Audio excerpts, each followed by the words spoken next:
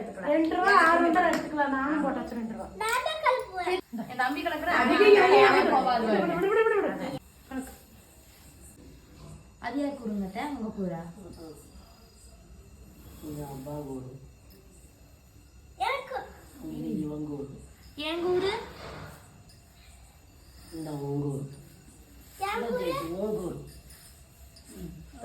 தொலை வேண்டியதா அதென்ற அப்படி பறிக்கிற சே என் கூட்ட நீ தொட்டுட்ட மாவனே எனக்கு ஒண்ணுமே இல்ல எங்க தேச்சி என் கூறு புடுங்கிட்டா மாத்துக்கோங்க இவனை கொடுக்கவே இல்ல. என்ன சேஜ் கூறுலையா இருக்கு ஒண்ணு வந்துச்சு இருக்கும். தள்ளி விட்டு கேடுறான்.